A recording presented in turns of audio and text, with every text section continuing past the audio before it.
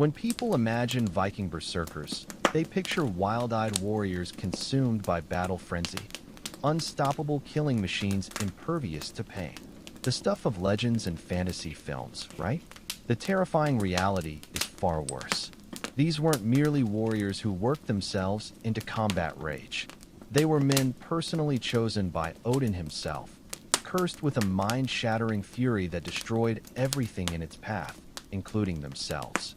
Imagine harboring a monster inside your skull that seizes control without warning, leaving you surrounded by corpses when it retreats, just long enough for you to remember your atrocities. Now imagine knowing this nightmare wasn't some treatable disease or madness, but the direct influence of a god. The god whispering commands directly into your brain. And he's always hungry. Before we begin, if these tales help you sleep or keep you awake, likes and subscribes are appreciated. Share where you're listening from and the time. It's wild seeing comments from Australia to Norway on the same video. Tonight we're traveling to 9th century Norway. But first, get comfortable. Seriously, adjust those pillows. Grab your blanket. This story deserves your full attention. The cold assaults your face first, not the gentle chill of a cracked bedroom window, but Norway's approaching winter. The kind of cold that makes your eyeballs ache. You're lying on a raised wooden platform above a dirt floor, wrapped in a scratchy wool blanket that traps precious body heat, the only warmth in this single-room dwelling. Above, the thatched roof is blackened by years of smoke. The air carries last night's fire mingled with pine resin, birch, and earthier household scents. Dried fish hanging from rafters, slightly soured milk in wooden buckets, the musk of unwashed bodies, though fewer than you'd expect. Contrary to stereotypes, most Vikings bathed weekly. Saturday was laundry day, but it's not Saturday, and each breath stings your nostrils with icy air. The snoring around you reveals you're not alone.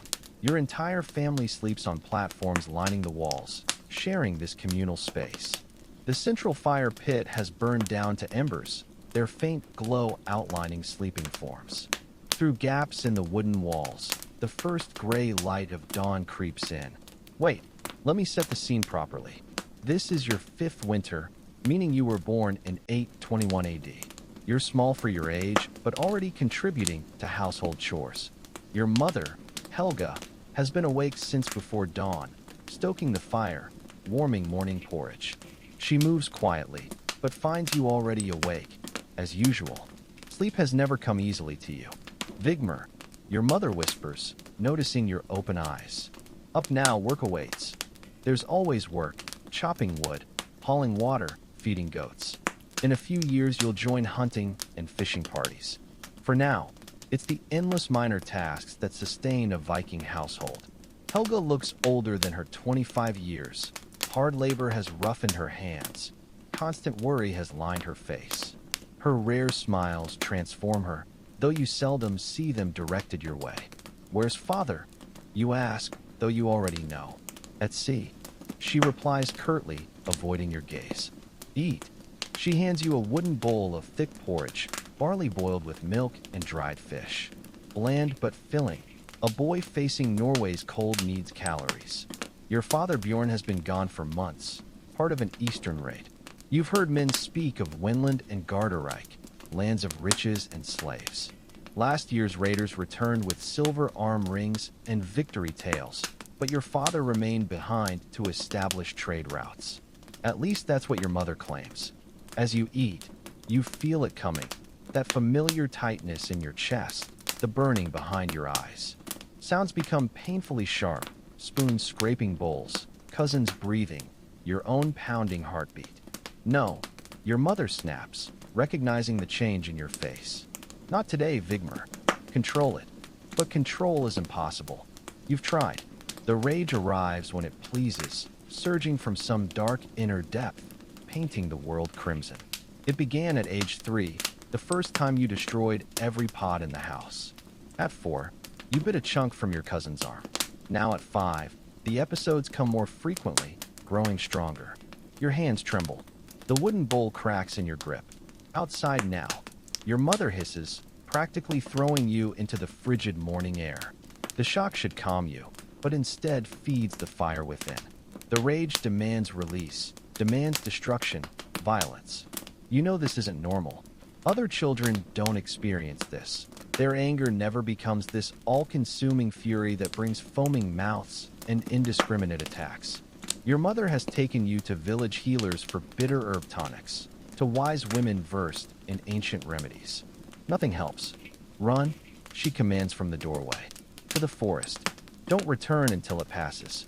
So you run, past neighboring longhouses with their smoke trails, past animal pens where goats and sheep huddle against the cold, past harvested fields, into the pine and oak forest with its carpet of needles and leaves. There, among the trees, you surrender to the rage. I know how this sounds, unbelievable, but stay with me. The anger comes in waves. First the trembling, then heat rising from belly to chest to head until you're burning with it. Your vision tunnels, edges bleeding red. Saliva floods your mouth, frothing between clenched teeth. And the sounds, gods, the inhuman sounds you make, howls, screams, wounded animal grunts. You attack a tree, pounding tiny fists until they bleed. You hurl stones without aim. You gnaw bark, tear branches, kick roots. The rage craves destruction, and you comply. Resisting is like holding back the tide. Time distorts in the red haze. Eventually, always, it passes, the fire burning out, leaving you hollow, cold, exhausted. Then comes the shame, the fear. What's wrong with you? Why are you like this? Village children avoid you. Adults whisper when you pass. Only your mother stands between you and complete isolation. Though sometimes even she looks at you like you're a changeling left in her true son's place. Curled on the frozen ground, tears icing your cheeks, you experience the inevitable aftermath. Rage, then emptiness, then grief. The same terrible pattern. Boy, the voice startles you upright. A man watches from among the trees, old, gray-bearded, one-eyed beneath a raven feather cloak, leaning on a twisted staff. You recognize him. Halvar the Wanderer, the village's Galdramatter, magic man. Some say he speaks to gods. Others call him mad. Most give him wide berth, though they leave offerings at his hut. Food, mead, trinkets, just in case. I've been watching you, Halvar says, his voice like grinding stones. For some time now. You don't answer. Your mother warned about Halvar. Men with one foot in this world and one in the next are dangerous, she'd said. He taps closer, staff thumping the forest floor. Do you know what's happening to you, boy? You shake your head. The fury, the rage, the battle madness. He stops before you, his single eye piercing. Do you know what they call men touched by such things? Another headshake. Berserker, he declares, the word hanging between you like frozen breath. Bare shirts, Odin's chosen warriors. Your mind races, touched by a god, immune to death by stabbing. Not exactly reassuring. You've heard of Berserkers, elite warriors fighting like animals, feeling no pain, unstoppable by normal men. The king's special forces, his shock troops. But they're grown warriors, not small boys who can barely lift an axe. I'm no warrior. You protest, your voice small in the vast forest. Halvar's laughter cracks like ice on a winter lake. Not yet, but you will be. The Allfather has marked you, child. That rage you feel, that's Odin's gift. You think of the destruction your gift has caused, your mother's fearful eyes, your isolation. Some gift. I don't want it, you mutter. Halvar's face hardens like forged iron. One has nothing to do with it. The gods choose as they choose. Your path is carved in runes. He leans down, his breath reeking of herbs and something sour. Know why Odin grants this gift? You shake your head, frozen under his gaze. Because he needs warriors in Valhalla. The fiercest, strongest, most fearless for Ragnarok's final battle. Straightening, his raven cloak rustling, he adds, you're honored, boy, and burdened. Will it always be like this? You ask, thinking of the uncontrollable fury. Worse before better, Halvar says bluntly. But with training, you'll learn to channel it. Wield it rather than be wielded. How? The word bursts out desperately. If there's a way to control this inner monster, you must know. Not yet. You're too young. The training would kill you. He studies you thoughtfully. When you're older, if you survive, seek me. I'll teach what I know. Turning to leave, he pauses. Until then, boy, try not to kill anyone important. Like mist at dawn, he's gone between the trees, leaving his words echoing. Berserker, Odin's chosen, gift and burden. You sit until cold seeps into bones, until your mother will worry. Halvar's words circle like ravens. Chosen by Odin? Truth or madness? For the first time since the rage began, you have a name for it. Somehow that helps. Returning to the village, your mother waits, her face tight with worry and something else. Resignation. She sees your bloody hands, tear-streaked face. Getting worse, she states. Not a question. You nod. The old man found you. Again, not questioning. He said I'm a berserker. You confess. Chosen by Odin. Your mother pales, gripping your shoulders hard enough to bruise. She hisses. Halvar's mad. You're just a boy with temper. But the lie sours on her tongue. You see the truth in her eyes. She's suspected for years. Mother, you say, sounding older than your 5 winters. What's happening to me? Her hands drop. For a heartbeat, she seems about to cry. Something you've never witnessed. Then she hardens, that familiar mask returning. Inside now, work awaits. And there is always work.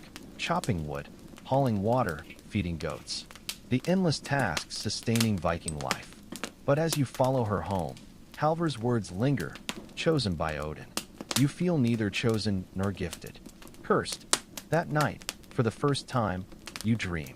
Normally your sleep is black emptiness when it comes at all.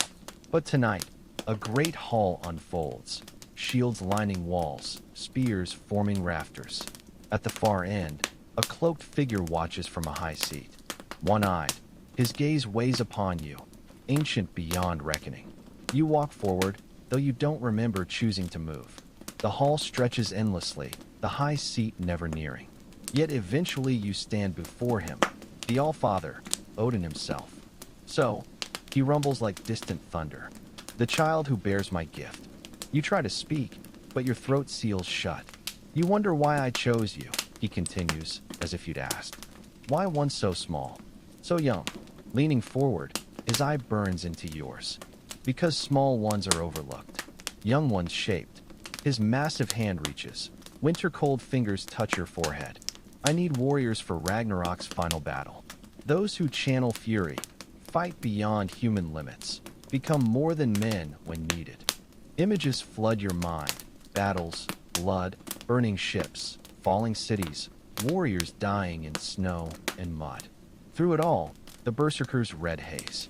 Your path, Odin declares. Your purpose, fight, kill, die gloriously to feast in my hall until time's end. I don't. You try, but still no sound comes. 1. Odin's eye narrows. What does one to do with fate? The Norns weave as they will. Your thread is set. His voice softens, almost kindly. But take heart, little warrior. Few are chosen for such glory. Few given such purpose. His finger presses harder. White-hot pain lances through your skull. Remember this. Remember whom you serve. The hall dissolves.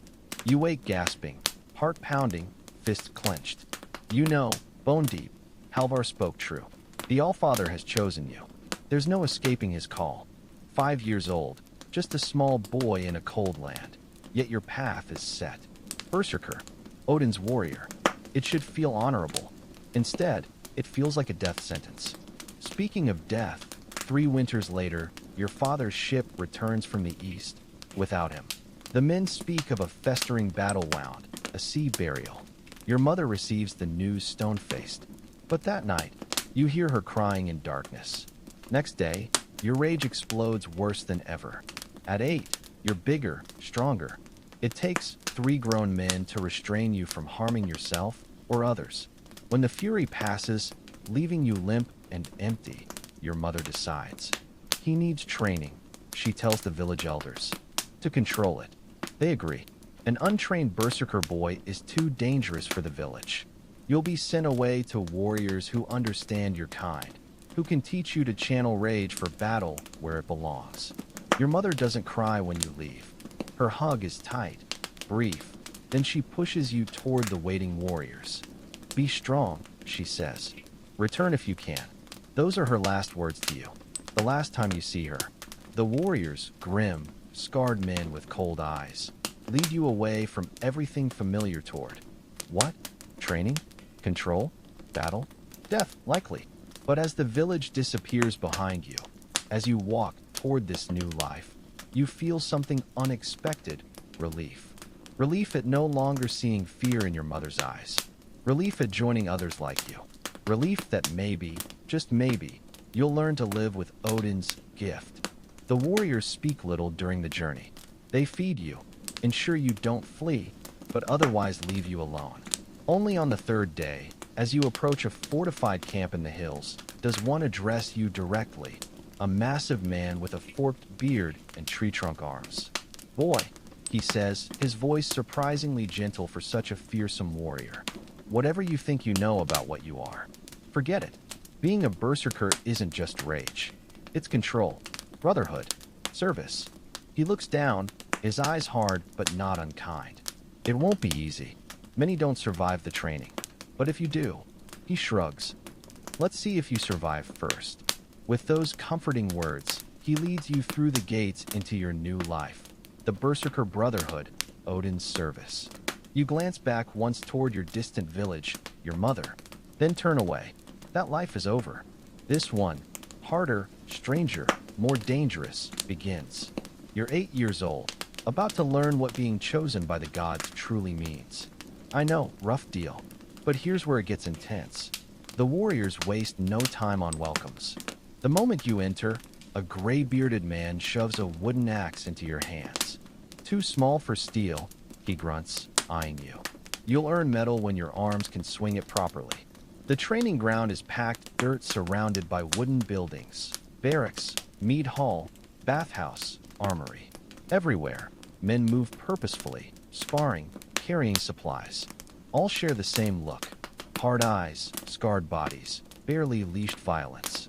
Your guide, Forkbeard, introduces himself as Gunner. That's all you need know for now, he says. You'll learn others' names if you survive long enough to care. For 3 days, they keep you apart from other berserkers. You sleep in a small hut at the camp's edge. They feed you better than at home, constantly watching. On the 4th dawn, Gunner brings you to the training ground. 20 men form a circle, teenagers to grizzled veterans, all muscled and scarred. New one, Gunner announces. Vigmar, 8 winters, already showing signs. Clutching your wooden axe, you've never felt smaller. The men study you with expressions ranging from curiosity to disdain. He's scrawny, one remarks. So was Halfdan, another counters. Now he's our biggest. 8's young, a third observes. Most don't show until 12 at least. Odin chooses when he chooses, Gunner declares. The boy stays. He'll train with us. Just like that, your new life begins. Every morning begins the same way. You wake before dawn, plunge your head into a bucket of ice-cold water, then run barefoot around the camp perimeter. 5 laps to start, more as you grow stronger. After running comes weapons training, endless hours of axe, sword, spear, and shield drills. Your arms shake. Your palms blister. The wooden axe feels heavier than you are. When you drop it, and you do, often, they make you do push-ups in the mud. When you cry, just once, they make you run extra laps. Tears are for the dead, your trainer growls. And you're still breathing. Brutal? You have no idea. Let me paint the full picture. The food here is better than at home, but you earn every bite. Breakfast is honey-sweetened porridge, sometimes with dried fruit.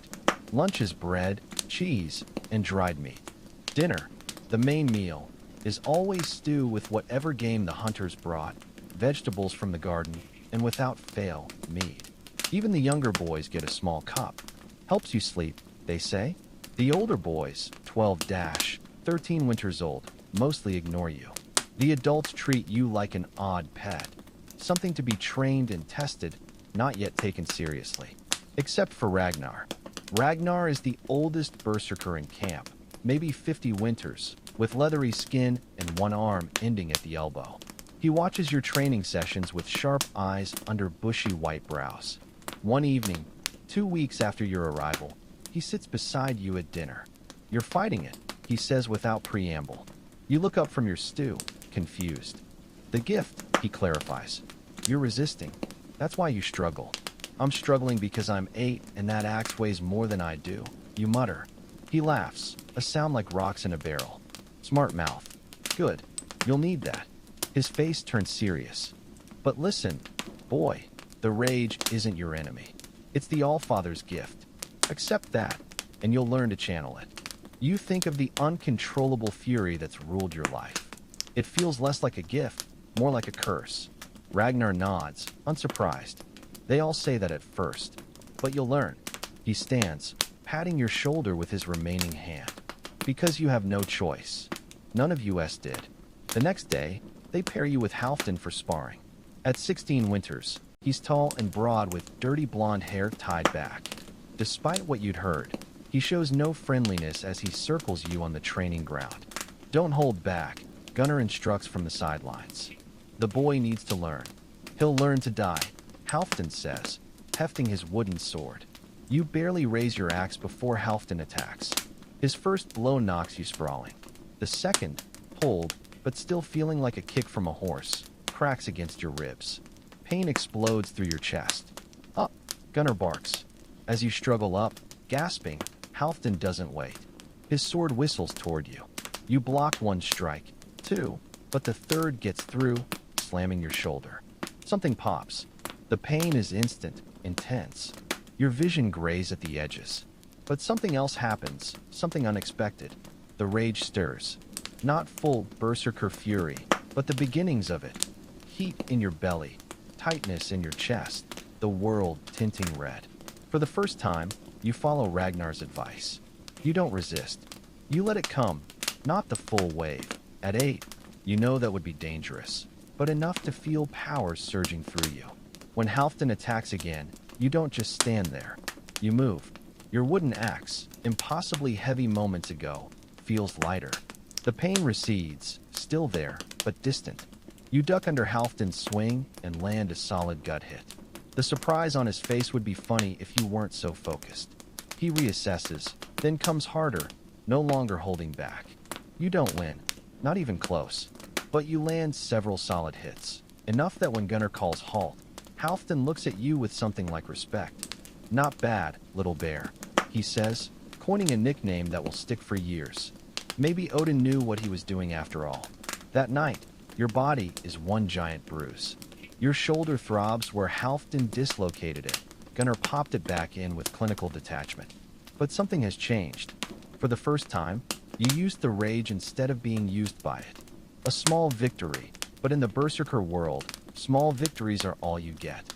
In your head, you're screaming, "This is how I die," by training axe. Weeks pass. Winter deepens. You train daily from dawn until your arms refuse to lift. You run until your lungs burn. You spar until covered in bruises. But gradually, almost imperceptibly, you grow stronger. The wooden axe feels lighter. You can run 10 laps before collapsing. You even land solid hits on older boys during sparring.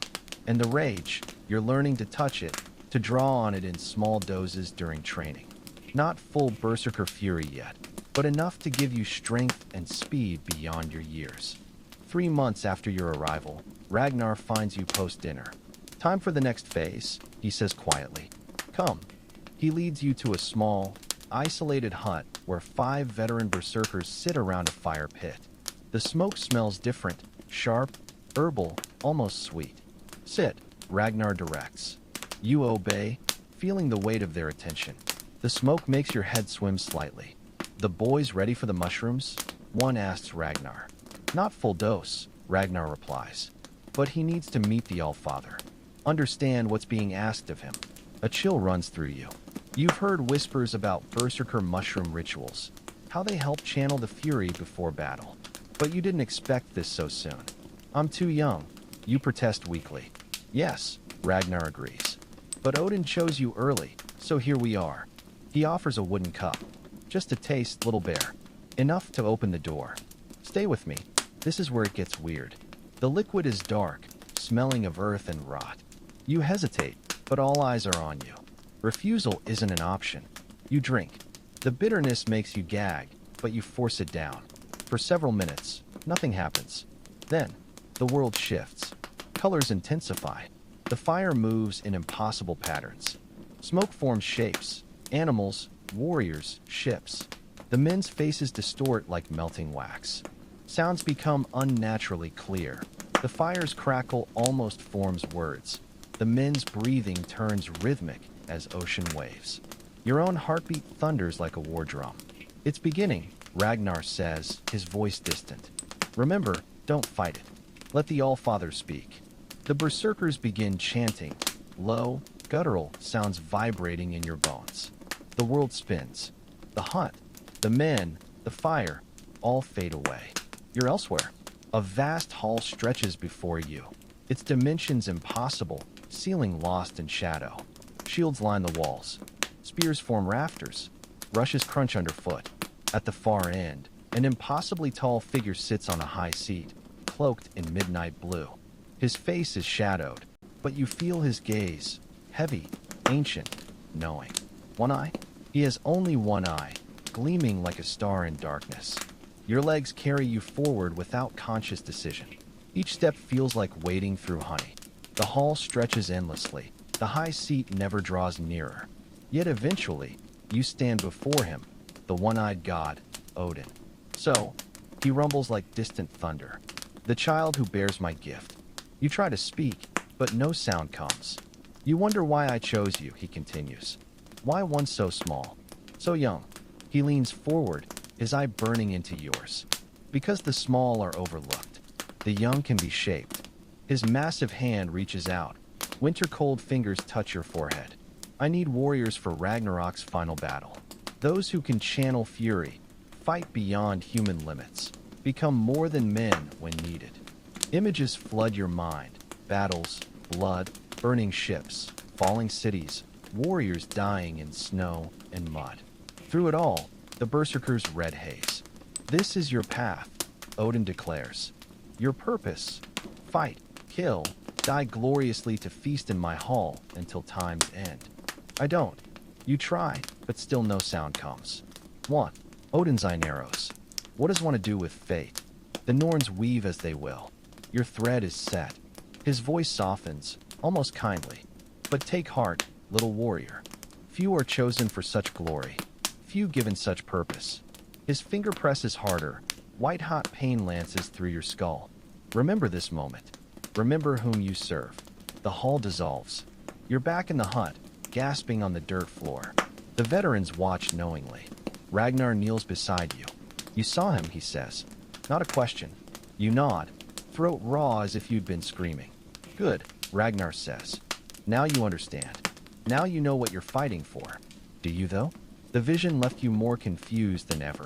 The Allfather wasn't wise or kind. He was terrifying, implacable, using men as tools, as disposable weapons. But you keep these thoughts to yourself.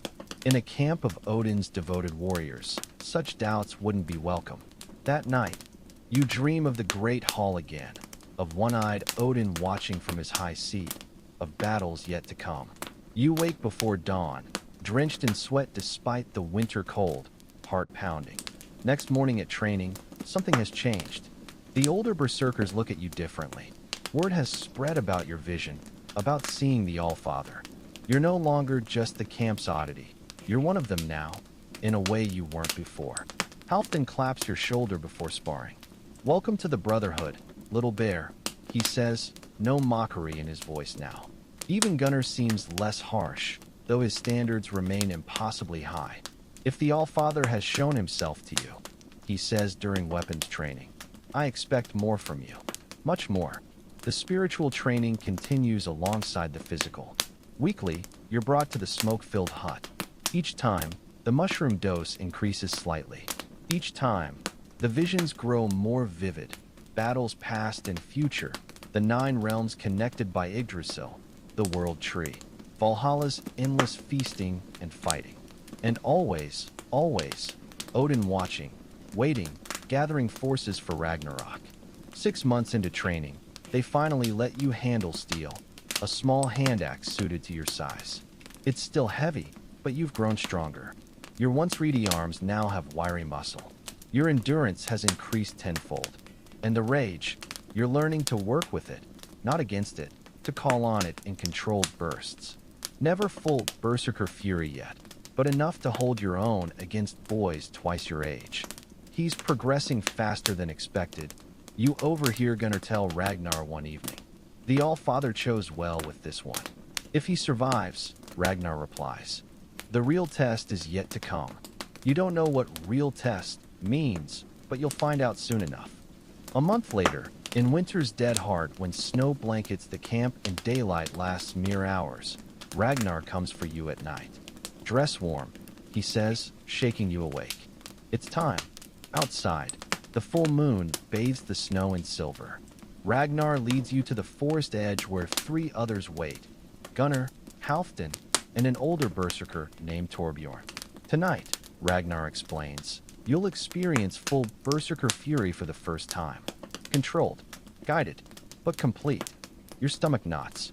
You've touched the edges of battle rage, drawn on it in small doses. But full surrender? You're not sure you're ready. I could hurt someone, you say? Yes, Ragnar agrees. That's why we're here, to ensure you hurt the right someone.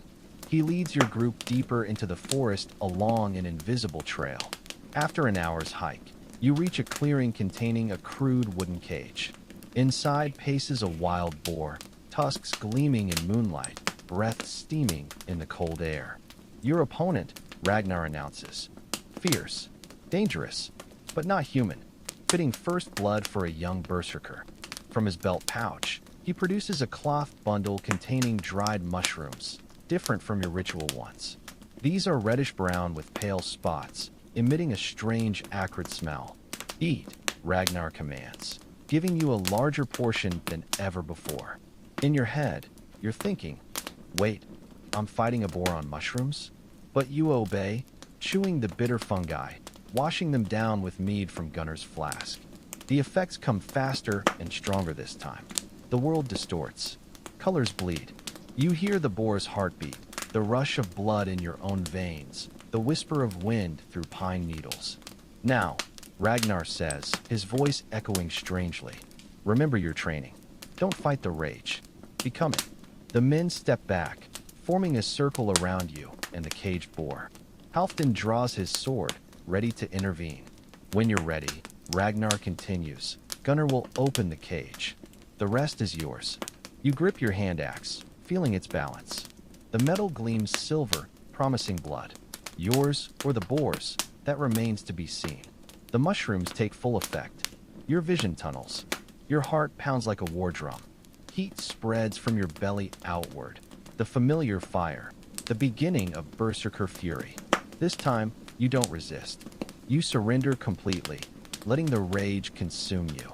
The change is instantaneous. One moment you're a 9-year-old boy holding an axe. The next, you're something else, something more and less than human. A creature of pure fury and violence. You don't remember Gunnar opening the cage. You don't remember the boar charging. You don't remember raising your axe. What returns later in fragments? The hot spray of blood on your face. Your own voice roaring inhumanly.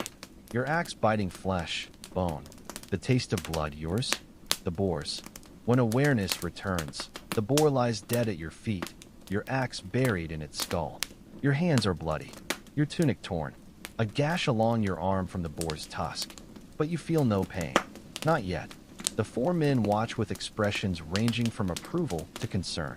Well done, little bear, Halfdan says, breaking the silence. You're truly one of us now. The pride in his voice should please you. Instead, you feel hollow, as if something was taken, not given. Ragnar kneels by the dead boar, placing his hand on its flank. Thank you for your sacrifice, he murmurs, ritual acknowledgement of the beast's spirit. Then he looks up. How do you feel? You search for words to describe the emptiness, the disconnection. Like I wasn't me. Like I was watching someone else. Ragnar nods unsurprised. That's Berserker fury. In battle, it's a blessing. Lets you fight without fear, beyond your body's limits. He stands, clapping your shoulder. With training, you'll remember more. Have more control. But never complete control. That's not how Odin's gift works. They butcher the boar there in the clearing under the cold winter moon. The meat will feed the camp for days. Nothing is wasted. Even the blood is collected in a wooden bowl. Ragnar dips his finger in the blood and draws Odin's rune on your forehead, the Berserker's mark. "Welcome to the Brotherhood, Vigmar," he says formally. "From this night forward, you are Odin's chosen Berserker, warrior of the All-Father." The others echo the welcome, their voices solemn in the night air. You should feel proud, honored. Instead, you feel the weight of unbreakable chains. A path not chosen, but forced upon you. As you help carry the butchered boar back to camp, the mushroom's effects fading. Ragnar watches you, his one good eye gleaming. "It gets easier," he says quietly, "just for you." The emptiness after, the feeling of being used, it fades in time. "Does it?" you ask, not believing him. Ragnar's smile is sad, knowing. "No," he admits. "But you learn to live with it. We all do. And so your training continues, now with a new dimension. You learn to channel the Berserker fury, to ride the wave without being entirely consumed. You learn the rituals, preparations, prayers. You grow stronger, more skilled with weapons. By your 10th winter, you hold your own against most older boys. By your 12th, you defeat grown men in sparring matches. The mushroom rituals become routine. Weekly communion with the All-Father, reinforcing your bond to him and the Brotherhood. The visions grow more complex, revealing your place in Odin's design more clearly each year. But alongside your skills and visions grows something else, doubt. Questions you dare not voice aloud. Is this truly your only path? Are you serving Odin or being used by him? And if the latter, for what purpose? You bury these deep, sharing them with no one. In the Berserker Brotherhood, such questions are blasphemy, weakness. So you train, you grow, you become what they want, Odin's weapon, a berserker, a warrior without fear or hesitation. All while wondering if the boy you once were still exists at all. Your 16th winter arrives with a howling blizzard. You've spent 8 years with the Brotherhood now, more than half your life. The skinny, frightened village boy is gone, replaced by a young man with broad shoulders, calloused hands, and eyes that have seen things most adults never will. The men no longer call you Little Bear. Now it's just Bear, a name earned through countless training bouts, ritual hunts, and berserker ceremonies. You're fully initiated now, wearing the raven feather talisman, bearing runic tattoos, knowing all sacred songs and prayers. Only one thing remains missing from your training: real battle against human enemies. That changes when a messenger arrives from King Harold. He's gathering forces for a raid across the western sea to Engleland, what traders call England, and he wants his berserkers. It's time, Ragnar tells you as you help pack his gear. Time to prove your worth to the All-Father, to earn your place in Valhalla. You've had 8 years to think about Odin, fate, your place in the grand scheme. 8 years of mushroom visions and battle training. 8 years to resign yourself to what you are, what you'll always be. I'm ready, you say. Part of you even believes it. The journey to the king's stronghold takes 5 days on foot. 12 berserkers make the trip, led by Ragnar. Halfdan, now a seasoned warrior of 24 winters, walks beside you. "Nervous, Bear?" he asks on the 3rd day as you camp by a stream. You're sharpening your axe, a full-size battle axe now with a carved wooden handle and iron head capable of splitting a man from neck to navel. "Should I be?" Halfdan laughs, clapping your shoulder. "Yes, only fools feel no fear before first battle." His eyes grow distant. "My first raid, I pissed myself before we even left the ship. Thankfully, I wore dark pants." You've never seen this vulnerable side of Halfdan, the admission of weakness. To you, he's always been the perfect berserker. Fearless, deadly, the ideal all younger boys aspire to be. "How did you get through it?" you ask. "Same way you will," he says. "The mushrooms, the rituals, the berserker fury." He leans closer, voice dropping. "But here's what they don't tell you. The fury doesn't eliminate fear. It redirects it, turns it outward instead of inward, makes you dangerous instead of paralyzed. You consider this as you finish sharpening your axe. Fear redirected. That makes more sense than fear eliminated. Nothing eliminates fear completely. not even Odin's gift. Stay with me. This is where it gets real. The king's stronghold is a bustling hive of activity when you arrive. Warriors gather from across the kingdom with weapons, supplies, stories. Ships are being prepared along the fjord, longships sleek and deadly, with dragon heads and painted shields along their sides. King Harold himself inspects the berserkers. A tall man with a red beard streaked with gray, his eyes sharp as flint. You've never seen him before, but you've heard stories. How he's uniting Norwegian tribes. How he means to rule all northern lands. Ragnar, the king greets your leader. You've brought young blood this time. Young but battle-ready, my king, Ragnar responds. This one, he claps your shoulder, has Odin's favor. Strongest berserker fury I've seen in a new initiate. The king studies you, his gaze piercing. We'll see, he says simply. Then to the group. We sail with the tide. Be ready. That night, the camp buzzes with preparation. Men sharpen weapons, check supplies, make offerings to the gods for safe passage and good raiding. The air thrums with anticipation. In a quiet corner, Ragnar gathers the berserkers for the pre-battle ritual. The mushrooms are distributed, a larger dose than usual. Sacred songs are sung, prayers to Odin offered. As the mushrooms take effect, familiar visions come. Odin's hall, the one-eyed god on his high seat. But this time, there's more. You see a beach with waves stained red. You see yourself, axe raised, surrounded by enemies. You see a church burning. You hear screams in an unfamiliar language. Tomorrow, you'll do terrible things. You know this with bone-deep certainty. And part of you, the part shaped by 8 years of training and indoctrination, welcomes it. Dawn breaks clear and cold. The tide is high. The ships are ready. Boarding the longship is strange. You've trained on smaller vessels, learned sailing basics. But this is different. This is a warship built for speed and surprise. 40 men crowd aboard, taking positions at oars or along the sides. The berserkers are given pride of place near the prow, behind the carved dragon head. From here, you'll be first off when the ship beaches, first into battle. Your legs feel stiff, your palms sweaty as you find your spot. Last night's mushroom visions still linger, giving the world an unreal quality. Colors too bright, sounds too sharp. Halfdan settles beside you, his face painted with black designs, a wolf, perhaps. First time's the worst, he says. Once we're moving, it gets better. I'll take your word for it. You mutter, ignoring your churning stomach. The shipmaster calls commands. Men push the vessel from shore with long poles. Oars dip into water, and the longship glides into the fjord, picking up speed as rowers find their rhythm. The sensation isn't what you expected. The ship doesn't just move forward, it breathes, lives.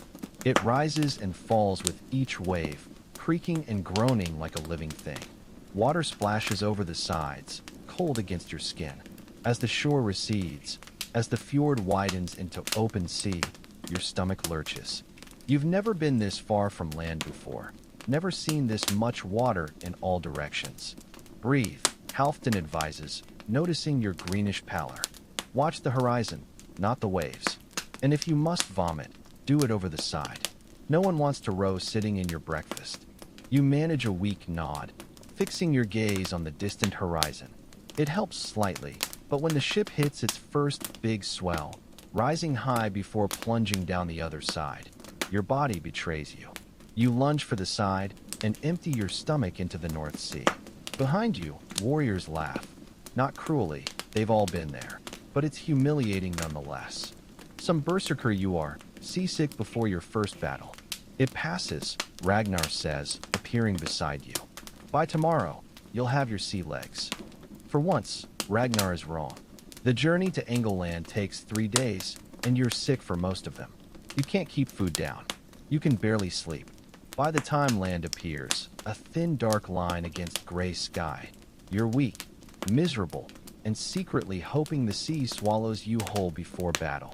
But as the ship approaches the English coast, as the thin line becomes cliffs, beaches, and rolling hills beyond, something shifts inside you. The sickness recedes. Your focus sharpens. The training takes over. You're going to raid. You're going to fight. You're going to let the Berserker Fury take you fully for the first time against real enemies. You're going to become what you were made to be. The shipmaster directs the vessel toward a small bay where a village lies visible on shore.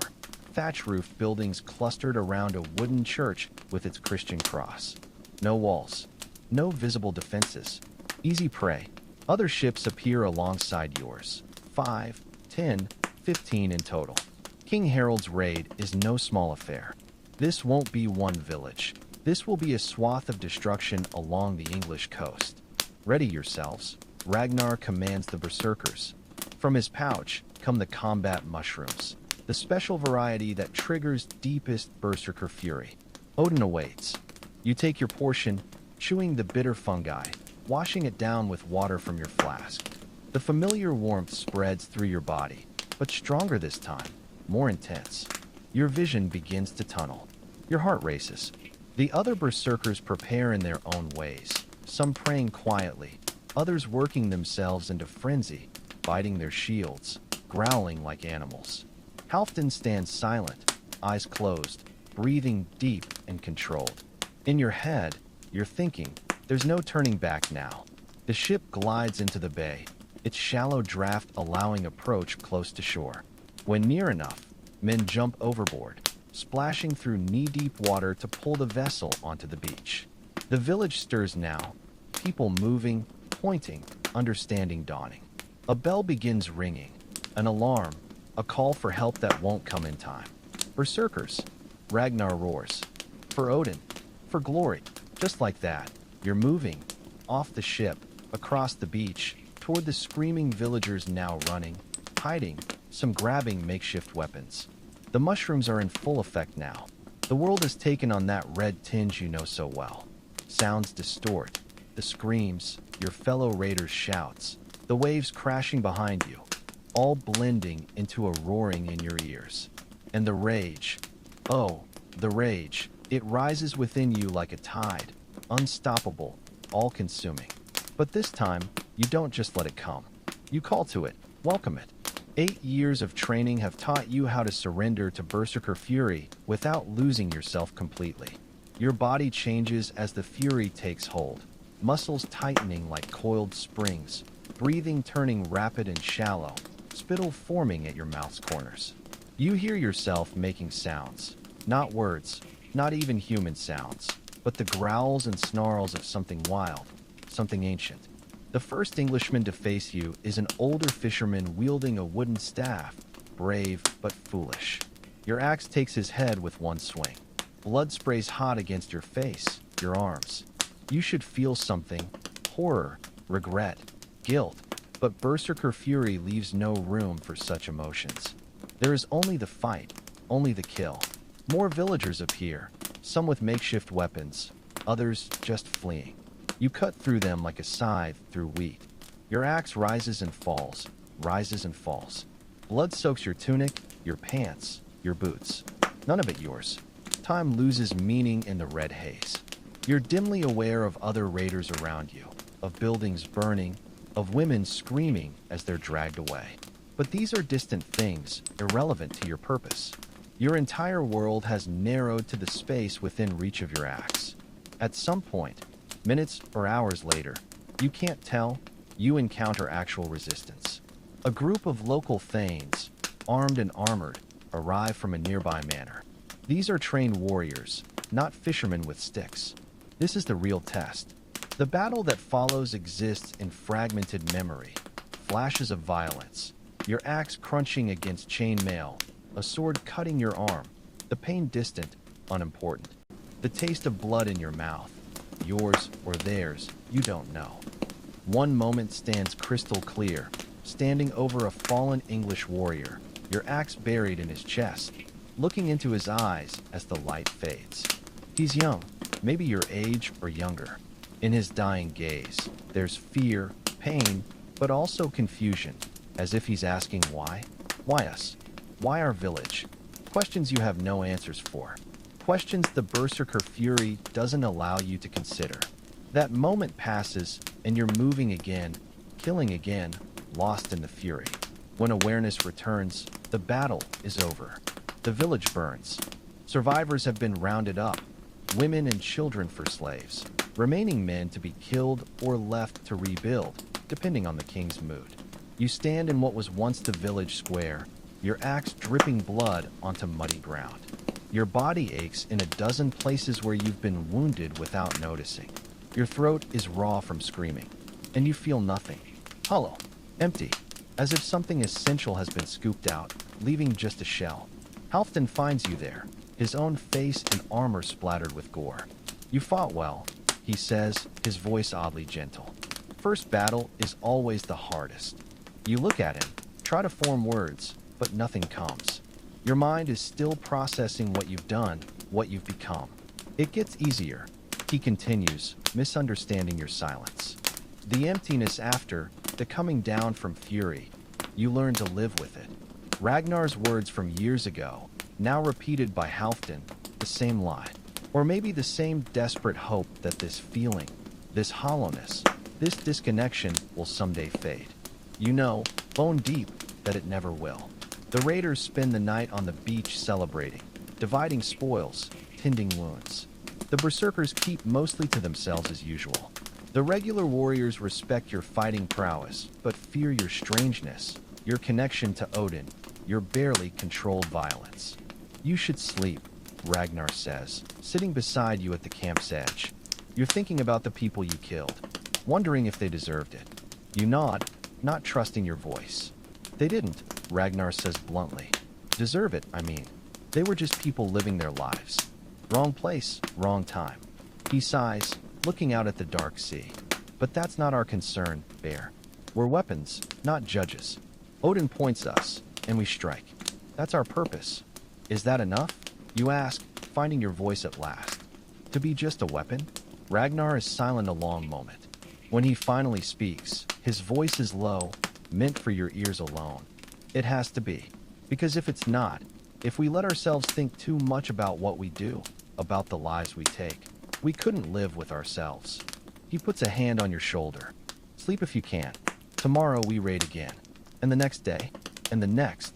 Until the ships are full of treasure and slaves. And the king is satisfied. He's right. The next day brings another village, another slaughter. And the next day another. By the fourth raid, you've stopped seeing the faces of those you kill. By the sixth, you've stopped counting. The Berserker fury comes easier now, more controlled. You slip into battle rage like putting on a familiar cloak, shed it afterwards with practiced detachment. You fight, you kill, you move on. This is who you are now. This is all you'll ever be. After 2 weeks of raiding along the English coast, the ships are laden with plunder, silver, gold, weapons, furs, slaves. King Harald gives the order to return home to Norway. The journey back is different. You're not seasick this time. Your body has adapted to the wave's rhythm. Or maybe you're just too numb, too hollow to feel physical discomfort anymore. What grows stronger each day is doubt. Questions that have lingered at your mind's edges for years now push to the forefront, impossible to ignore. Is this truly your fate? To kill and kill again for a king's greed and a god's inscrutable purposes? To lose yourself in berserker fury until there's nothing left of the boy you once were? You've been told since childhood that this is an honor, that being chosen by Odin is the highest calling, that your place in Valhalla is assured, your glory eternal. But as Norway's coastline appears on the horizon, as the ships turn toward home, you're no longer certain that's enough. What you are certain of is this: something broke inside you on that English beach, something that can never be fixed. And the person returning to Norway is not the same one who left 2 weeks ago. You're a berserker now, truly and completely, Odin's weapon, a dealer of death. And God's help you, you're starting to hate it. The return brings no rest, no time to process what you've become. King Harald is pleased with the raid's success, the gold filling his coffers, the slaves working his fields. He's especially pleased with his berserkers, whose ferocity has been whispered about in every raided village. The English will remember the Northmen's fury, he declares at the victory feast. They'll tell tales of the bear warriors who cannot be stopped by blade or arrow. You sit with the other berserkers near the king's high seat. The mead hall is warm, smoky, alive with noise and energy. Halfdan is beside you, deep in his cups, telling a bawdy tale about a farmer's daughter in Denmark. Ragnar sits across from you, watching you with the careful attention that's become his habit since the raids. A servant girl refills your mead cup. You thank her with a nod, not really seeing her, your mind elsewhere. Then a commotion near the high seat draws your attention. Two warriors arguing, voices rising above the general din, something about a woman, about honor, the usual drunken nonsense. But then one shoves the other. A knife appears. The king's guards, not berserkers, just regular warriors, move to intervene. And something inside you shifts. It's not full berserker fury, not complete surrender to battle rage, but a piece of it, the heightened alertness, the surge of strength, the tunnel vision focusing on potential threats. You're on your feet before you realize it, moving toward the disturbance. Halfdan calls after you, but his voice seems distant, unimportant. All that matters is the threat, the need to eliminate it, to protect. No, that's not right. There is no real threat. Just drunk warriors needing separation. The guards can handle this. You know this logically, but logic has no place in berserker fury, even this partial state. Your body moves on instinct, pushing through the crowd, reaching for your axe. A hand grabs your arm, strong as iron. Ragnar, his face tight with concern. "Bear," he says, voice low but commanding. "Stop. Now." The world snaps back into focus. The feast's noise returns. You realize you're standing, hand on your axe, halfway to the king's high seat, where guards have already separated the arguing warriors. Sweat beads on your forehead despite the hall's warmth. Your heart hammers. The rage recedes, but reluctantly, like a tide that wants to keep rising. "Sit down," Ragnar says quietly. "Drink water, not mead. Breathe." You obey mechanically, returning to your seat, ignoring Halfdan's questioning look. Ragnar sits beside you now, his presence both reassuring and constraining. "It's getting worse," he says after a while, pitched for your ears alone. You nod, not trusting your voice. "How often?" "More and more," you admit. Small things trigger it. Arguments, sudden movements, dreams. Dreams.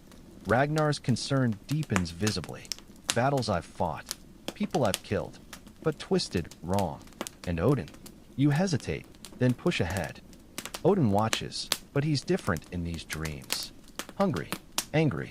Ragnar is silent a long moment, weighing your words. Finally, he says, "You need to see the Psychona." Your blood chills at the suggestion. The Psychona, the witch, is a powerful woman living apart from the settlement, consulting with gods through ancient magic. People seek her wisdom for important decisions, for healing difficult wounds, for communicating with the dead. Berserkers avoid her. Your connection to Odin comes through mushroom rituals, through berserker fury itself. The Volva's magic is different, older, stranger, rooted in feminine mysteries warriors are taught to respect, but never explore. Why? You ask, though you already suspect the answer. Because what's happening to you isn't normal, even for our kind. Because the mushrooms and rituals aren't working as they should. Because... He hesitates, then adds softly. "Because I'm worried about you, Bear. We all are." The admission startles you. Berserkers aren't known for emotional openness or concern for each other's well-being. You fight together, train together, sometimes drink together, but worry? Care. These are foreign concepts in the Brotherhood. Yet Ragnar's face shows genuine concern. Glancing around the table, you notice the other berserkers watching you with similar expressions. Worry mixed with wariness, as if you're a weapon that might misfire at any moment. Wait, let me paint you a clearer picture. The king's great hall is packed with warriors, thralls, and free women. Smoke from cooking fires hangs in the air, mingling with the smell of roasted meat, spilled mead, and unwashed bodies. Torches along the walls cast flickering light across wooden tables laden with food. The noise is constant. Arguments, boasting, singing, all competing to be heard. You sit with 7 other berserkers at a table set slightly apart. Even in celebration, people give your kind space, respect tinged with fear. Your bowl contains barely touched food. Your mead cup sits half empty, pushed aside in favor of water after your near episode. Ragnar leans close, his gray beard touching your shoulder as he speaks quietly in your ear. Though in his 50s now, he remains powerful, his frame barely diminished by age, but his eyes show the weight of years, of battles, of watching younger berserkers rise and fall. The Volva dwells in the northern hills, he tells you. A day's journey on foot. Go tomorrow. Tell no one where you're headed. The king, you begin. I'll handle the king, Ragnar interrupts. Say you're unwell, not far from the truth. You nod, grateful yet apprehensive. The Volva's reputation is fearsome. Some say she can see a person's fate in their eyes, foretell their death with a touch. Others claim she speaks with the dead, with spirits dwelling beneath the earth. But what choice do you have? The rage is growing stronger, harder to control. Soon it might take you completely, turn you into a danger to everyone around you. Thank you, you tell Ragnar, meaning it. He squeezes your shoulder, a rare gesture of affection. You're one of our best, Bear. We can't lose you to this, whatever it is. The next morning, you leave before dawn, telling the gate guards you're hunting. The path to the Volva's dwelling is unmarked, known only by word of mouth among those desperate enough to seek her wisdom. The journey takes you through forest and hill, across streams swollen by autumn rains. By midday, you reach a narrow valley between two rocky outcrops. At its center stands a small hut, smoke rising from a hole in its turf roof. No one guards the dwelling. No fence surrounds it. Yet you feel watched, evaluated as you approach. The hair on your arms rises despite the warmth of exertion. Before you can knock, the door swings open. The woman standing in the doorway isn't what you expected. Not some hunched crone, but a straight-backed woman in her middle years, dark hair streaked with silver. Her eyes, those stop you cold. They hold depths beyond counting, ancient and knowing in a way that prickles your skin. Berserker, she says, her voice unexpectedly melodic. I've been expecting you. A chill runs down your spine. How did you? The ravens told me, she says simply, stepping aside to let you enter. Odin's birds see much. They speak to those who listen. The hut's interior feels larger than it appeared outside, divided by hanging cloths into separate spaces. The central area holds a fire pit burning with strange blue-green flames from herbs cast upon them. The swirling smoke carries a scent reminiscent of your mushroom rituals, but sharper, wilder. The Volva gestures to a fur-covered bench. You sit opposite her with the fire between you, its dancing shadows playing across her face. You come because the rage consumes you, she states without preamble. Because it rises unbidden, takes you unaware. Not a question, but you nod anyway. When did it begin? Her hands move above the fire, shaping the smoke into patterns you almost recognize. You describe the incident by the stream, the feast, the increasing frequency of uncontrolled rage. As you speak, her eyes never leave yours, seeing through you, into you. When you finish, she sits silent a long moment, considering. The hut is quiet enough to hear the fire crackle, distant bird calls outside. The problem isn't the rage itself, she finally says. The problem is you're fighting it. You frown. I'm trying to control it. Keep it from taking me at wrong times. Exactly. She nods as if you've proven her point. For years, you've been taught to channel the Berserker fury, to direct it, but never question it, never resist its purpose. Her eyes narrow slightly. Yet that's precisely what you've been doing, isn't it? Questioning, doubting, resisting. Your mouth goes dry. She sees too much, knows things you've barely admitted to yourself. The Berserker fury is Odin's gift, she continues. But gifts have prices. The price of this one is surrender, complete, unquestioning surrender to the All-Father's will, to the violence he demands. She leans forward, her face illuminated by the strange flames. You've stopped paying that price, Berserker. Your body still surrenders, but your mind, your heart, they resist. They question, they doubt. Are you saying the rage is out of control because I don't believe in it anymore? Not exactly. She sits back, fingers tracing patterns in the air that leave faint trails of light. The rage is out of control because you're at war with yourself. Part of you remains Odin's loyal weapon. Another part recoils from what you've become, from what you've done in his name. Those ancient eyes fix on you. A house divided cannot stand. A warrior divided cannot fight. A berserker divided cannot control the fury. Her words strike with the force of truth. The internal conflict you've felt since England, since earlier, the growing disconnect between what you are and what you want to be. It's tearing you apart from within. What can I do? You ask, your voice barely audible over the fire's crackle. The Volva studies you, head tilted as if listening to voices you cannot hear. Two paths lie before you, she says finally. First, you can recommit yourself to Odin, to the Berserker's way. Full surrender. No questions, no doubts. If you choose this, I can help. With rituals, potions to bind you more firmly to the Allfather's will. The thought turns your stomach, to surrender completely, to stop questioning the violence, the killing, the emptiness that follows. Could you? Would you? And the second path? You ask. Her expression softens slightly, the first hint of compassion she's shown. You can walk away. You stare, uncomprehending. Walk away? From being a berserker? That's not possible. Once chosen, always marked, she agrees. The rage will never leave you entirely. Odin's touch is permanent. She leans forward, voice dropping to a whisper. But you can reject his claim on your soul. You can turn from his service. Seek a different path. The Brotherhood would never allow it. You say, thinking of Ragnar, the king, your oaths. No, she concedes. Which is why those who choose this path must leave. Everything. Everyone. Her gaze never wavers. It is a kind of death, Berserker, a death of who you were to become someone new. The choice she offers is no choice at all. Stay and surrender completely to Odin, to the rage, to the killing, or leave everything behind.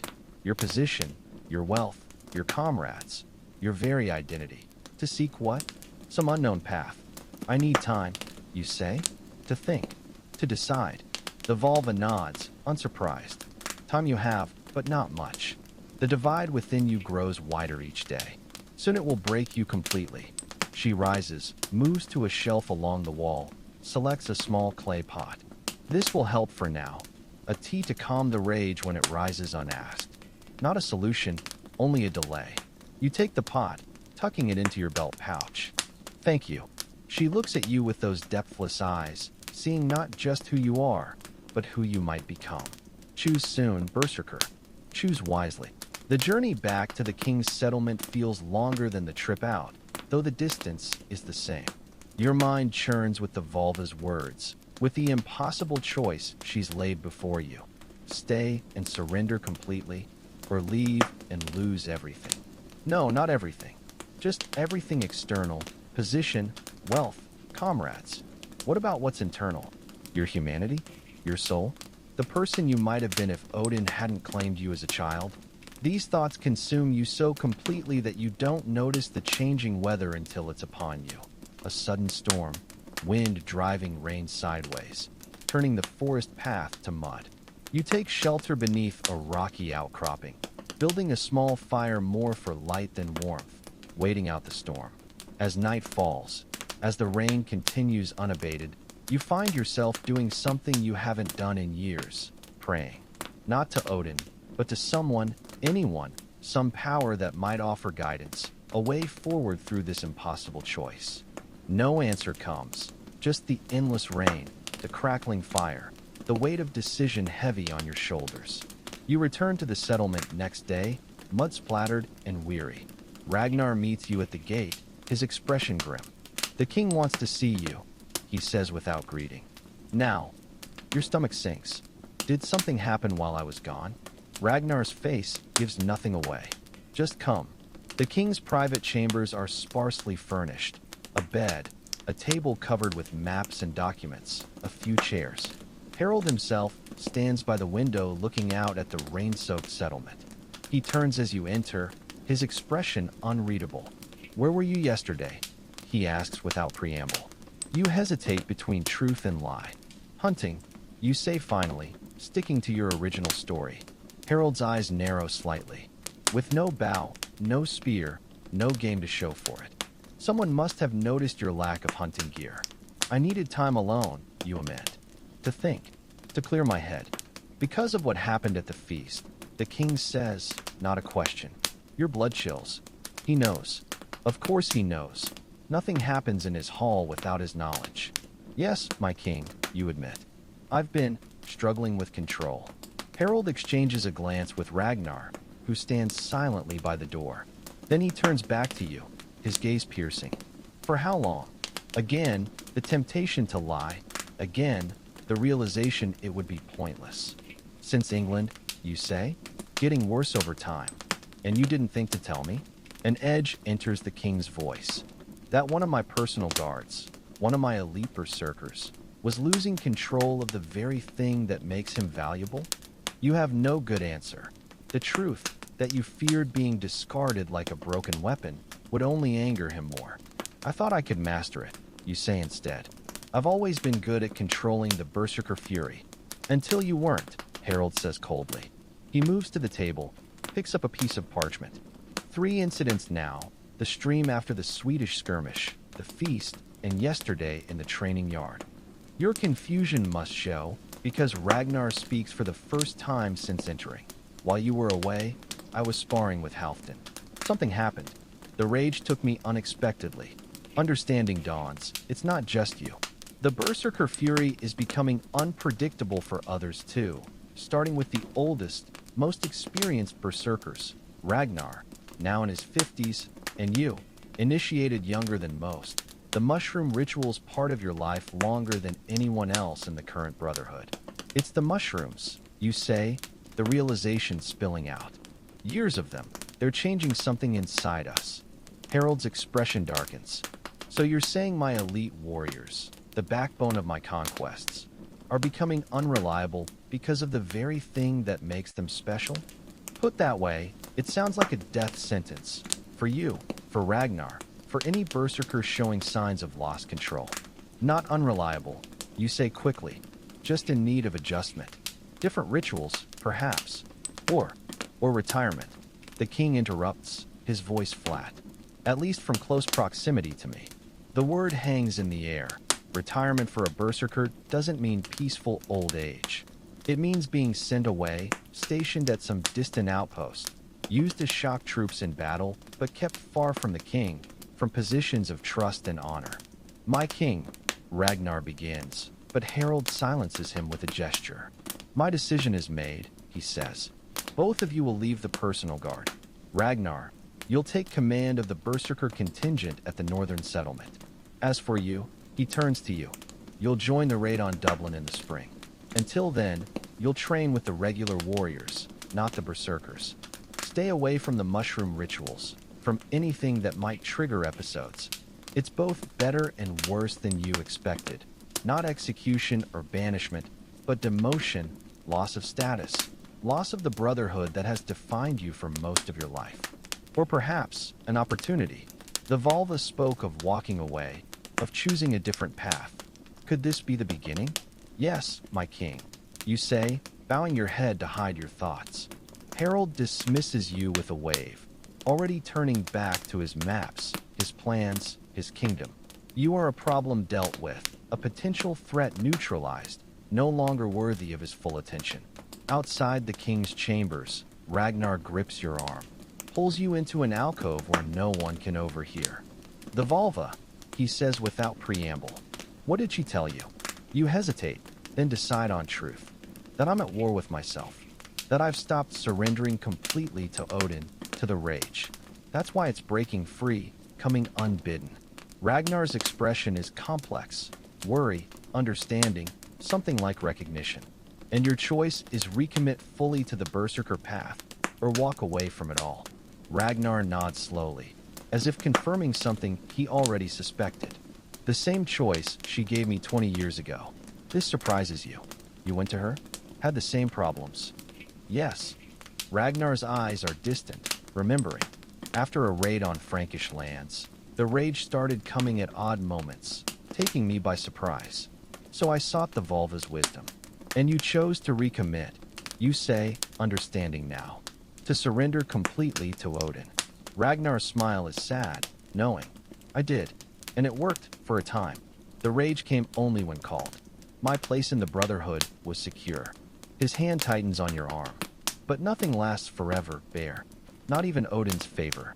Now the rage slips free again, and the choice returns. What will you do, you ask? I'll go north as the king commands, Ragnar says. Command the Berserkers there until I can't anymore. Until the rage takes me completely, or age weakens me beyond usefulness. His eyes meet yours, serious as a death oath. But you, Bear, you're young still. You have time for a different choice. You understand what he's suggesting. You think I should walk away. I think you should consider it, Ragnar corrects. The path I chose served me well enough. But looking back, he hesitates, then plunges ahead. Looking back, I wonder what else I might have been. Who else I might have become. The admission stuns you. Ragnar, the epitome of the Berserker, the most devoted of Odin's warriors, harboring doubts, regrets. Think on it, he says, releasing your arm. You have until spring to decide, until the Dublin raid. He starts to turn away, then pauses. Whatever you choose, Bear, know this. You've been like a son to me, the best of my students. I'm proud of the warrior you've become. With that, he's gone, striding down the corridor toward the training yard, toward the life that still claims him despite his doubts, leaving you alone with a choice that seems impossible, to stay on a path that's destroying you from within, or to walk away from everything you've ever known, everyone who's ever cared for you, into an uncertain future. No, not everyone. Ragnar's words echo his pride in you, his suggestion that another path might be possible. For the first time in years, something stirs within the hollowness inside you. Not rage, not berserker fury, but something quieter, more human. Hope. Winter settles over the settlement like a white shroud. Snow piles against wooden walls, turns paths to treacherous ice, forces everyone indoors except for necessary tasks. The cold seeps into your bones, making old battle wounds ache, reminding you of your mortality despite your strength, your training, your supposed favor with the gods. You live now in a small hut at the settlement's edge, no longer housed with the other berserkers near the king's hall. Your days are spent training regular warriors, teaching axe techniques, shield formations, combat basics. It's honest work, not dishonorable, but the warriors look at you differently now. Whispers follow you everywhere. How you lost control, how the king demoted you, how the mighty berserker fell from grace. The Volva's tea helps when the rage threatens to surface, calming the fire in your blood, allowing you to maintain control. But it's a temporary measure, as she warned, not a solution, just a delay of the inevitable choice. Ragnar visits occasionally before he departs for his northern assignment. You share mead, exchange news, reminisce about battles fought together. Neither of you mentions the choice that hangs over your heads, to recommit or to walk away. But it's there in every silence, every unfinished sentence, every look that lingers too long. The Dublin raid looms closer with each passing day. Ships are being prepared, warriors selected, supplies gathered. You go through the motions of preparation, sharpening your axe, checking your armor, joining planning sessions with the raid leaders. But your heart isn't in it, because you've made your decision. Or perhaps it's made itself, gradually, inexorably, like a river finding its path to the sea. You're going to walk away, not just from the raid, but from all of it. The Brotherhood, the Berserker path, the service to Odin and the king. You're going to seek that uncertain future the Volva spoke of, that different path Ragnar wondered about. The question is how, and when. The answer comes on winter's last night, when the ice begins cracking on the fjord, when the first hints of spring stir in the air. You're in your hut preparing for sleep when a knock sounds at your door. Halfdan stands outside, his massive frame silhouetted against the night sky. "Walk with me," he says without greeting. You follow him away from the settlement into the forest where you've hunted and trained countless times. The night is clear, stars shimmering above, the air crisp with lingering winter. Neither of you speaks until you're well away from listening ears. You're planning to leave. Halfdan states it plainly, not a question. Your hand drifts toward your axe, a warrior's instinct when confronted with potential threat. Halfdan notices and snorts. If I wanted to stop you, I wouldn't have come alone. He sits on a fallen log, gesturing for you to join him. I've known you since you were 8, Bear. I can read your thoughts in your face. You relax slightly, taking a seat on the log, keeping some distance between you. So you've come to what? Talk me out of it. No. Halfdan's voice is surprisingly gentle. I've come to help you do it right. This is the last thing you expected. Halfdan offering to help you desert, to break your oaths to the Brotherhood, to the king, to Odin himself. Why? You ask, genuinely bewildered. Halfdan is silent a long moment, looking up at the stars. Because I can't, he says finally. Leave, I mean. It's too late for me. The Brotherhood, the Berserker fury, it's all I know, all I am. His eyes find yours in the darkness. But you've always been different. Questioning, thinking, even as a child. You make it sound like a good thing, you say? The Brotherhood taught me it was weakness. Maybe it is, Halfdan admits. Or maybe it's strength of a different kind. He shrugs his massive shoulders. Either way, it's who you are. And who you are doesn't fit the Berserker path anymore. Maybe it never did. The words strike you with the force of truth. Maybe you never truly belonged in the Brotherhood, despite your skill, your control of the Berserker fury. Maybe Odin chose you not because you were suited to his service, but because he wanted to shape you to his will, to break the part of you that questioned, that doubted. So what's your plan? You ask, accepting Halfdan's offer of help. The Dublin raid launches in 3 days, he says. The night before, there'll be a feast. The king will speak. Sacrifices will be made for good winds, safe passage. He leans closer, his voice dropping. During the feast, you'll slip away. Take only what you can carry easily. Head east into the hills, away from the coast where they might look for you. They'll search, you point out. Desertion is a serious offense. For a day or two, Halfdan agrees. But the raid can't wait. The ships must sail with the tide. And once they're gone, he spreads his hands. Those left behind won't have manpower for prolonged search, especially for one man who knows the forests, who can survive in the wild. It's a solid plan, simple but effective. Yet something troubles you. Why are you helping me? You're risking your own position, your honor. Halfdan's smile is sad in the starlight. Because someone should get free, Bear. Someone should find out if there's another way to live.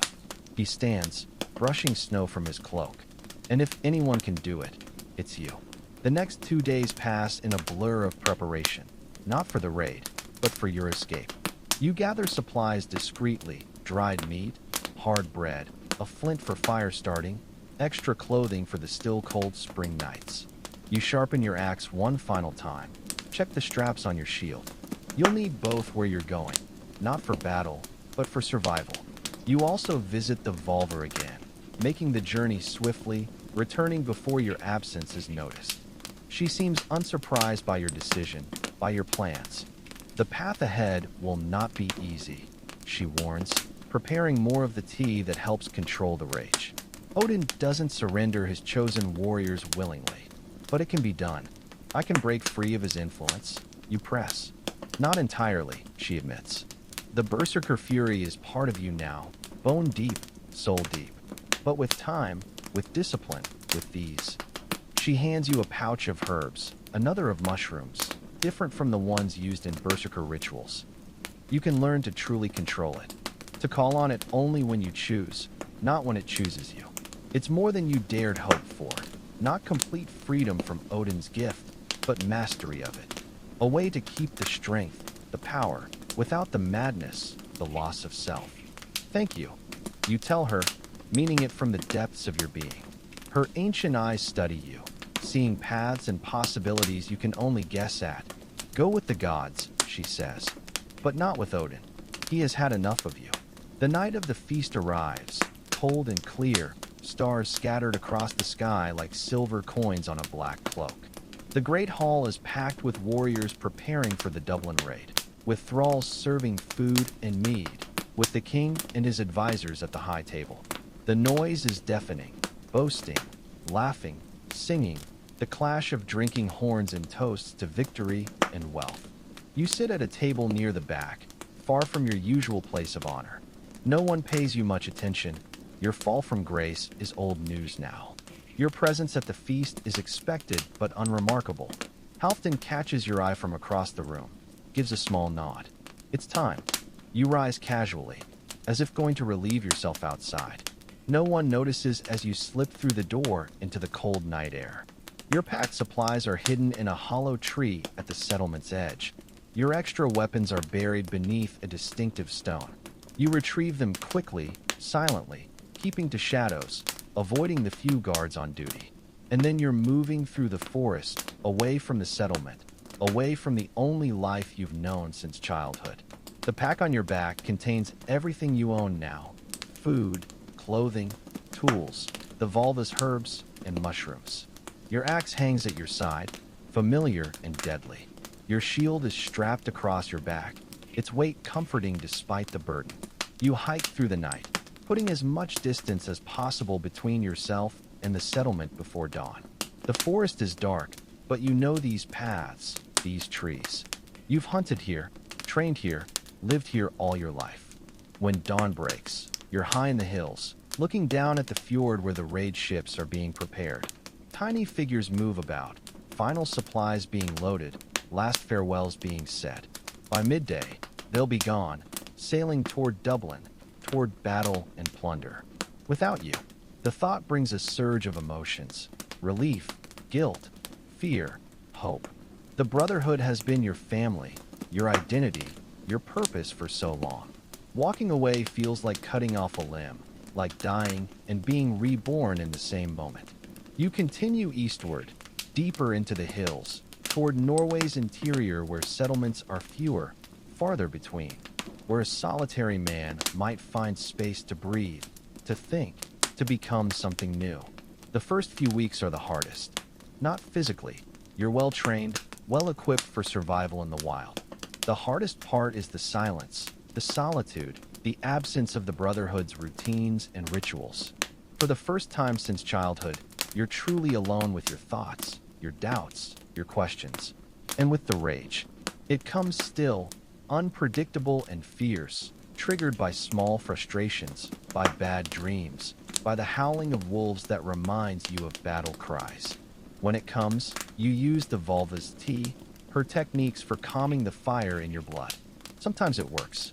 Sometimes you find yourself coming back to awareness, surrounded by broken branches, torn undergrowth, your hands bloody from pounding against trees or rocks.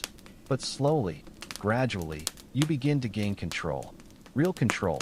Not the partial mastery you had as a berserker, but a deeper understanding of the rage, of its triggers, of how to channel it when necessary and suppress it when not. The Volva's special mushrooms help, not by inducing visions of Odin, but by quieting the mind, allowing you to look inward, to see the patterns of thought and emotion that lead to berserker fury. You use them sparingly, respectfully, as tools for understanding rather than weapons for battle. Spring deepens into summer. You build a small hut beside a stream. Hunt and fish for food. Gather wild plants to supplement your diet. You encounter few people, the occasional hunter, traders moving between settlements, a family relocating to new lands.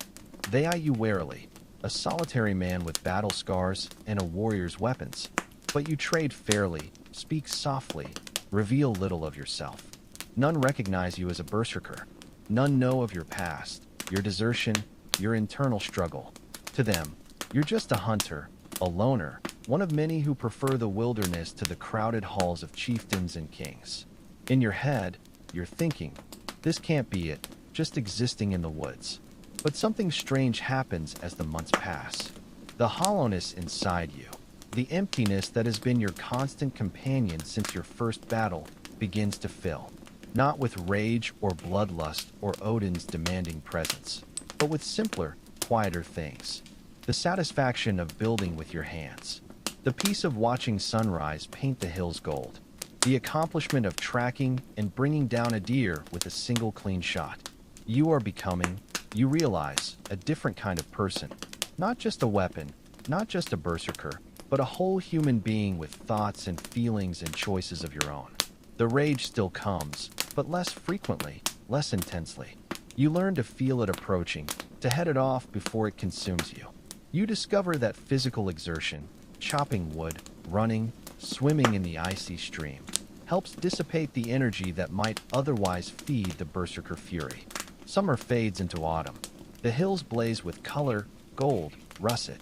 You prepare for winter, smoking meat, gathering nuts and berries, reinforcing your hut against the coming cold. You're not just surviving now. You're living, planning, looking ahead to a future that feels increasingly your own. And then, on the first truly cold day of autumn, visitors arrive at your hut. 3 men, armed but not obviously hostile. Warriors by their bearing, their weapons, their scars. You're chopping wood when they appear at the clearing's edge, and you set down your axe slowly, careful not to make threatening moves. You're not easy to find. The leader says, stepping forward. He's older, gray-bearded, with the weathered face of a man who's spent years at sea. We've been searching for months. Your heart sinks. The king's men, you assume, come to bring the deserter back for punishment or execution.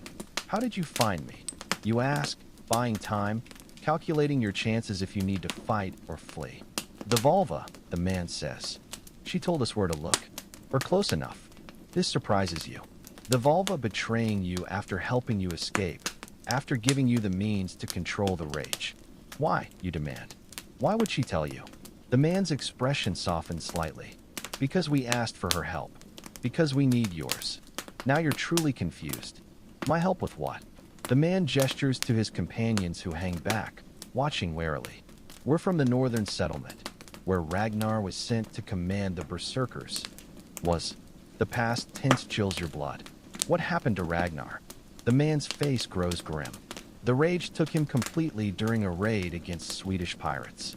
He killed 6 of our own men before we could subdue him. He pauses, letting the words sink in. He's been contained, but we don't know what to do with him. He's too valuable to kill, too dangerous to release. And you think I can help? You ask, though you're beginning to understand why they've sought you out. The Volva says you found a way to control the rage, the man says. To master it rather than be mastered by it. His eyes are pleading now. Ragnar is our best, our leader. If anyone can reach him, bring him back from this madness. It's you. You should refuse. You've walked away from that life, from the Brotherhood, from the Berserker Fury's destructive power. You're building something new here, something peaceful, something yours. But Ragnar who trained you, who protected you, who encouraged you to seek your own path even when he couldn't follow. Ragnar who was like a father to you when your own was lost at sea. How far, you ask? 3 days' journey, the man says. If we leave now, we can make good progress before nightfall. You look around at your hut, your clearing, the life you've been building. It will wait, you decide. It will be here when you return, if you return. Let me gather some things, you say? The journey north is hard but uneventful. The men, you learn their names are Eric, Gunnar, and Thor, prove to be respectful companions, grateful for your help and curious about your months in the wilderness. You tell them little, focusing instead on learning about the situation at the northern settlement, Ragnar's condition, the other berserkers, the overall state of affairs. It's bad, Eric admits as you make camp on the second night. Ragnar's not the only one affected. 2 others have shown similar symptoms. The rage coming unbidden, harder to control. We've had to separate them from the general population. The mushroom rituals, you ask, are they still performing them? Less frequently, Eric says, after what happened with Ragnar. But it's not enough. The damage is already done. You nod, unsurprised. Years of berserker mushrooms have altered something fundamental in the older warriors, changed their connection to the rage, to Odin, to their own humanity, just as they did to you. The northern settlement comes into view late on the 3rd day, a collection of wooden buildings surrounded by a palisade wall at a smaller fjord's mouth. About a third the size of the king's main settlement, but substantial nonetheless, with smoke rising from multiple hearths and small ships docked along a wooden pier. Eric leads you not to the main gates, but to a smaller entrance on the western side, less visible, less trafficked. Better not to announce your presence too widely, he explains.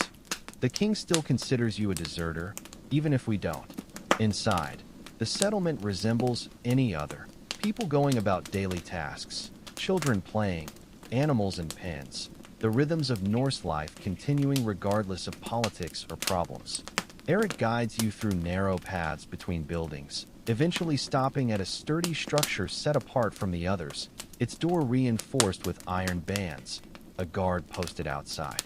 He's in there, Eric says, nodding toward the building.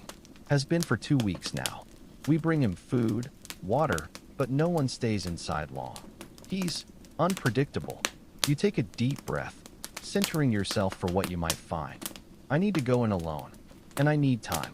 Don't interrupt unless you hear me call for help. Eric nods, instructing the guard to unlock the door. Good luck, he says as you step forward. For his sake, and ours. The interior is dim, lit only by what sunlight filters through small high windows. It takes a moment for your eyes to adjust, to make out the figure sitting against the far wall, knees drawn up to his chest, head bowed. Ragnar, but not the Ragnar you remember. This man is thinner, his hair and beard wild and unkempt, his clothes torn and stained. He looks up as you enter, and his eyes, once sharp, intelligent, commanding, are wide and unfocused, darting around like a trapped animal's. Who's there? He growls, his voice rough from disuse or screaming. Come to gawk at the mad dog in his cage? It's me, you say, keeping your distance, your voice calm. Bear. Ragnar blinks, some of the wildness leaving his expression. Bear, he repeats, disbelieving. They said you deserted before the Dublin raid. I did. Then why are you here? Why aren't you dead or enslaved for desertion? I've been living in the Eastern Hills, you tell him. Alone, learning to control the rage without the Brotherhood, without the rituals.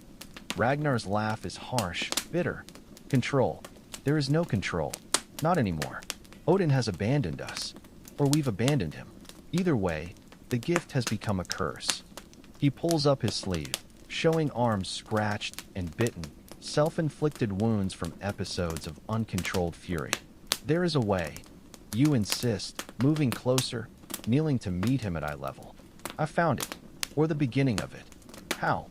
The word is desperate, pleading, so unlike the strong, confident Ragnar you've known all your life. You tell him about the vulva, about her herbs and mushrooms, about the techniques you've developed in your months of solitude, looking inward instead of outward, understanding the rage's triggers, channeling its energy into productive rather than destructive outlets. Ragnar listens with growing attention, some of the old intelligence returning to his eyes. And it works? He asks when you finish. You can control the Berserker gang now? Truly control it.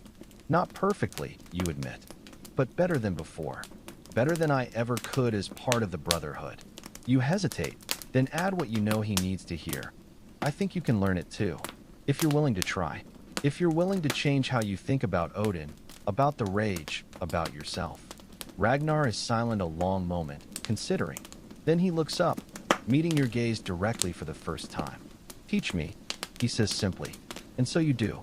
Days pass into weeks. You stay at the northern settlement, working with Ragnar daily, teaching him what you've learned, adapting the techniques to his specific needs. It's hard, frustrating work. The rage still takes him sometimes, leaving you bruised, leaving him despairing. But slowly, gradually, he begins to gain control. Real control, not the partial mastery he had as a Berserker leader. The other affected Berserkers join the training. Some take to it better than others. Some may never fully master the rage again. Too many years of mushroom rituals. Too deep a surrender to Odin's will. But they all improve. All gain some measure of stability, of self-determination. Autumn deepens toward winter. Snow falls, covering the settlement in white silence. You know you should return to your hut in the eastern hills before the passes become impossible.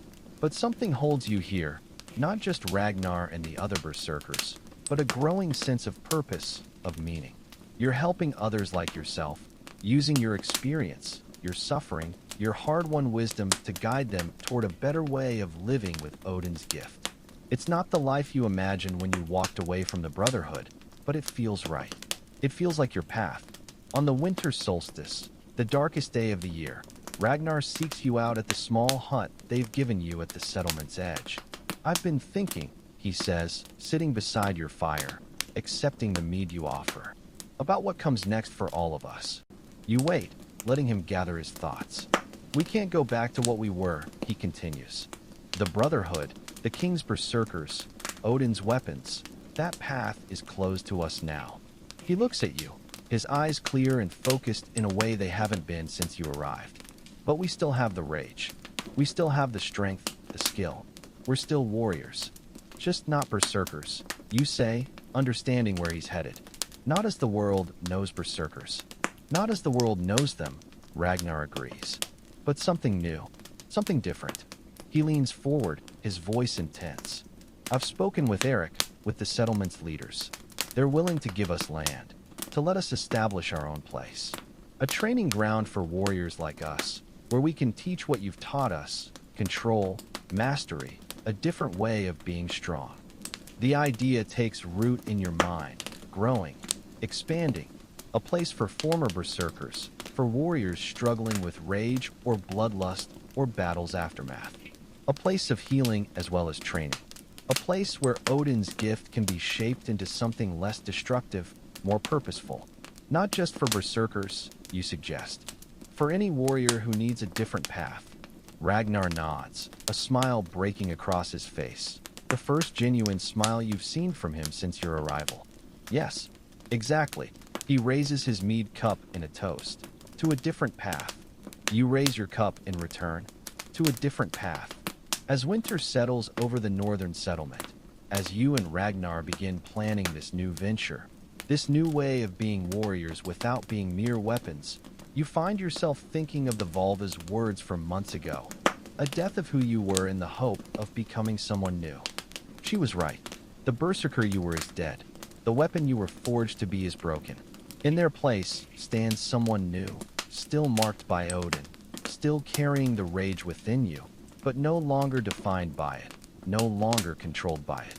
And as you drift toward sleep in your small hut, surrounded by winter silence, the rage quieted to a distant whisper, you feel something you haven't felt since childhood, since before the All-Father chose you for his service. Peace.